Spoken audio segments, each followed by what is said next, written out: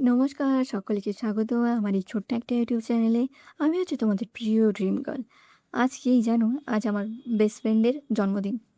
তো ওর জন্মদিনটা ঠিক আমার জন্মদিনের প্রায় প্রায় অনেক দিন আগে, প্রায় ২২-২৩ দিন আগে ওর জন্মদিন হয়ে যায়। তো ওর আজ ১৮তম জন্মদিন। বুঝতে পারছো ১৮তম জন্মদিন কত স্পেশাল। তো আমি খুব এক্সাইটেড ওর জন্য। বুঝতে পারছো আমার এক্সাইটমেন্টটা কত দৃঢ়। তো চলো আজকের দিনটা শুরু করি। তো আজ দিনটা শুরু করছি ব্রাশ করা নিয়ে। এখন ঠিক বাজে 8:30। আর আমি আজ 8টা বাজে ঘুম থেকে উঠেছি। হ্যাঁ, জানি লেট হয়ে গেছে, কিন্তু ছুটি তো। তো শীতকালে ছুটির শীতকাল আর ছুটি হলে তো ঘুম থেকে উঠতে ইচ্ছা করে না। তোমাদের কি মনে হয়? তোমরা ওঠো সকাল সকাল? না, আমি বাবা ছুটি হলে আর ঘুম থেকে উঠতে চাই না। যদিও আমি দিনে 10-12 ঘন্টা ঘুমিয়েই ফেলি। তো ব্রাশ করা হয়ে গেছে। এবার চুলের অবস্থা যা, কলকাতায় আসার পর আমার চুল এরকমই হয়ে গেছে। তো চুল চিরুনি করা হয়ে গেছে। এবার আমি গরম জল আর মধু আর লেবু নিয়েছি। তো এটা আমি প্রতিদিন নেওয়ার চেষ্টা করছি, কারণ শীতকালে হানিটা নাকি অনেক প্রয়োজন শরীরের জন্য। দ্যাটস ওয়াই আমি ট্রাই করছি প্রতিদিন মধু জল খাওয়ার জন্য। তোমরাও চেষ্টা করো প্লিজ। তো ওর জন্য আমি চাউমিন বানিয়েছি। ও আমার বাড়ি এসছে সকাল সকাল। এখন প্রায় 10টার বেশি বাজে।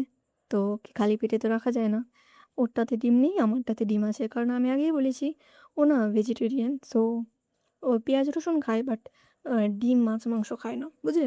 মারোয়ারিরা এরকমই হয়। তো যার জন্মদিন তার নাম হচ্ছে রিয়া, বুঝলে? তো ওরটাতে আমি কাঁটা চামচ রেখেছি আর আমারটাতে আমি চপস্টিক রেখেছি। তো ওর জন্মদিন আমি আমি কেন ঘটা করে পালন করছি? ওর সাথে আমার দেখা প্রায় 2 বছর হয়ে গেল, বুঝলে? তো ও বেঙ্গালুরু চলে যাচ্ছে আর কদিন পর। এক্সাম হয়ে গেলেই ও বেঙ্গালুরু চলে যাবে। কেন যাচ্ছে? কারণ ওর বাবা ওখানে শিফট করছে। That's why. পরীক্ষার কটা দিন জাস্ট থাকবে, থেকে চলে যাবে, বুঝলেন? তো আমার না খুব খারাপ লাগছে যে সব কটা বান্ধবী সব জায়গায় এই যে কলকাতা ছেড়ে চলে যাচ্ছে। খুব মিস করবো ওদের, জানো? ছাড়ো ওসব কথা। কী কী খেতে দিয়েছে দেখিয়ে দিই তোমাদের। কুরকুরে দিয়েছে দুটো, আর দুটো ডেয়ারি মিল্ক সিল্ক, আর এই তো ম্যাগি দিয়েছি। আমার না মানুষকে না পাপ পেরে খাওয়াতে না খুব ভালো লাগে। তো দেখছো, দারচিনি দিয়েছি আর দুটো লবঙ্গ দিয়ে দিয়েছি কড়াইতে। আর দিয়ে দিলাম হচ্ছে জিরে। জিরে ফোড়ন দিয়েছি আর তেজপাতা। শুকনো লঙ্কা দেবো না, কেননা শুকনো লঙ্কাটা বাড়িতে নেই, বুঝলে? এইবার কুচনো পেঁয়াজ আছে, সেটাকে ঢেলে দেবো। ব্যাস। এইবার কুচনো পেঁয়াজকে ঠিক ধীমে ধীমে আঁচে ভেজে নেব, ব্রাউন হওয়া পর্যন্ত। যখন বাদামি রঙটা হবে তখন আঁচটা কমিয়ে দেবে, বুঝলে?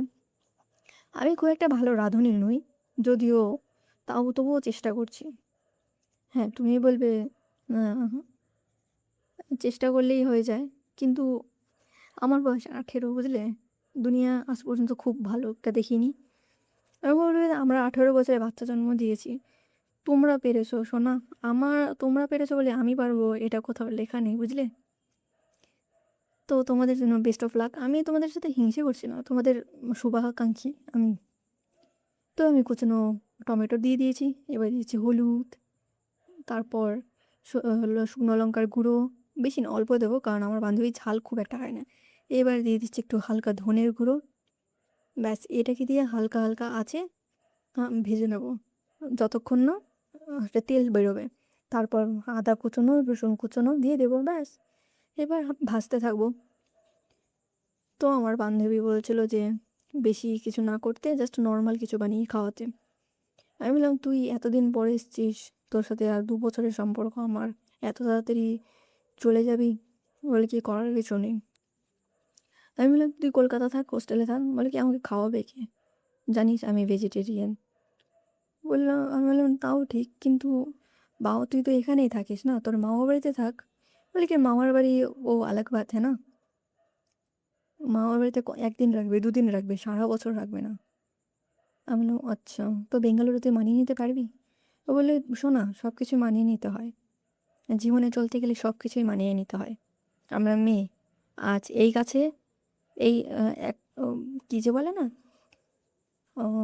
মালি গাছ বনে আর পথিক সেটা কিনে নিয়ে যায়। আর সে তার বাগানে বনে। মেয়েদের জীবনটা এরকমই, আজ এখানে তো কাল ওখানে। তো দেখলে এটা হয়ে গেল ঘুগনি। বেশি না, ব্যাস ঘুগনির ডালটা দিয়ে দেবে, এটাকে নাড়াচাড়া বেশিক্ষণ করবে, তারপর জিরে গুঁড়ো আর গরম মশলা গুঁড়ো দিয়ে নাড়াচাড়া করে ব্যাস আর একটু চিনি দিয়ে, মানে স্বাদ মতন চিনি দিয়ে দেবে, ব্যাস হয়ে গেল। যেহেতু ও লুচি খায় না, তার জন্য ওকে আমার জন্য রুটি বানাতে হচ্ছে, আর আমরা লুচি বানিয়েছি। ব্যাস দেখো রুটিটা কত সুন্দর ফুলেছে, তাই না? আর আমি রুটি বানাচ্ছি আমাদের বাড়িয়ালির জন্য। আগেই বলেছি উনি বাড়িতে একা থাকে, দ্যাটস ওয়াই। ওনার একটা ছেলে মারা গেছে, আগে বলেছি, ওনার হাজব্যান্ডও মারা গেছে, আর মেয়েটা থাকে বিদেশে স্বামীর সাথে। তো বুঝতে পারছো মহিলাটা পুরোপুরি একা। হ্যাঁ, এইসব মহিলাদের দেখে না আমার করোনা হয়। এরা দেখো একদিন মরে পচে বাড়িতে থাকবে, কিন্তু দেখার মতন কেউ থাকবে না। অভিশাপ দিচ্ছি না, সিরিয়াসলি বলছি, অভিশাপ দিচ্ছি না, এদের জীবন এরকমই। কলকাতা শহরটা না এখন কি হয়েছে জানো, এটা একটা বুড়োদের শহর হয়ে গেছে। কেউ বেঁচে থাকলে না, কেউ যদি মরে যায়, তার মৃতদেহের গন্ধ শুকে তারপর বোঝা যায় যে মহিলাটা মারা গেছে। এ মা, রুটিটা পড়ে গেল। তো আমি ভাবছি ওর জন্য একটা কেক বানিয়ে নিই। ও যেহেতু বিকেল পর্যন্ত আমাদের এখানে থাকবে, বিকেল না বলতে 3টের আগে চলে যাবে। তো আমি সুজিটাকে গুঁড়ো করে নিয়েছি মিক্সার গ্রাইন্ডারে, আর আম পেয়েছিলাম বলেছি, তো এটাকে এলাচ দিয়ে আমটাকে আমি ম্যাশ করে নেব। ব্যাস ম্যাশ করা হয়ে গেছে। আর নিয়েছি হচ্ছে আটা, দুধ, সুজির গুঁড়ো, আম, আর তেল, আর একটা চিনি, আর বেকিং পাউডার, বেকিং সোডা, ব্যাস এইটুকুই।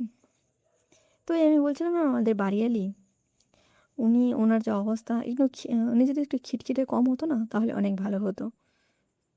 আমি জানি এই বয়সে সব, মানে 70+ হয়ে গেলে সব সিটিজেনরাই প্রায় খিটখিটে হয়ে যায়, বুঝলে? হ্যাঁ, এরকমই চলবে ওনার জীবন। আমার কখন আমি বলেছি না ওনাকে দেখে আমার করোনা হয়, ঠিক এই কারণেই করোনা হয়। তবে উনি আমার করোনার ধার ধারে না। আশীর্বাদ করি উনি যেন সুস্থ থাকে, কারণ অসুস্থ হয়ে গেলে না ওনাকে দেখার মতন কেউ নেই এই পৃথিবীতে। আর ওনার মেয়ে, আমি এসেছি প্রায় 2 বছর হয়ে গেছে, ওনার মেয়েকে আমি আজ পর্যন্ত আসতে দেখিনি এই বাড়িতে। তো আমি তেল, দুধ আর চিনিটাকে নিয়ে, আর ময়দাটাকে নিয়ে, সরি সুজিটাকে নিয়ে মিক্স করছি। এবার নিয়ে নিলাম ময়দা, এবার নিয়েছি বেকিং পাউডার আর বেকিং সোডা। ডিম দেবো না, আগেই বলেছি, ও ডিম খায় না। হ্যাঁ, পাত্রটা অনেক ছোট হয়ে গেছে। আর জানো আমার হাতে পায়ে কাজ উঠছে না, কারণ বলছি না আমার বান্ধবী চলে যাবে আর মাত্র 3টা মাস, তারপর ওর সাথে আর দেখাই হবে না, বুঝলে?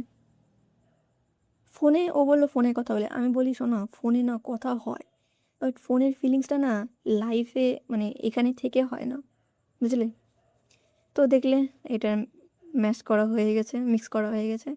এবার যেহেতু আমাদের বেকিং পেপার ছিল না, তো আমি একটা টিস্যুর উপর তেল দিয়ে দিয়েছি, আর বাটিতে এটা স্প্রেড করে দিলাম, ব্যাস। ও বললো আমাকে খুব মিস করবে, আমিও বললাম আমিও তোকে খুব মিস করবো, কিন্তু মিস করলেই তো আর সবসময় দেখতে পাবো না, না?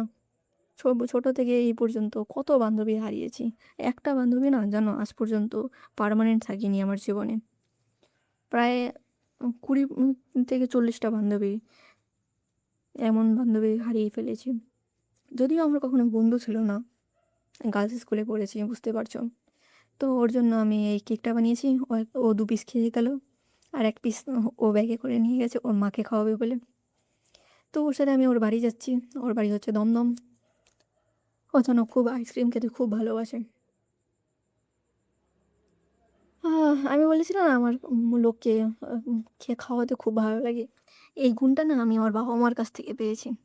কেন পেয়েছি, মানে আমার বাবা মা বলেছি আগেই, ওরা বাংলাদেশে জন্মেছে, দুজনেই বাংলাদেশে জন্মেছে। আমার বাবা এসছে 84-তে, আমার মা এসছে 2000 সালে, আর আমি জন্মেছি বাংলাদেশে। মানে জন্মানোর 2 বছর পর্যন্ত আমি বাংলাদেশেই থেকেছি। কেন থেকেছি এবার বলছি। আমাদের মানে আমাদের যে পরিবারে না প্রথম সন্তান মামার বাড়িতে জন্মায়।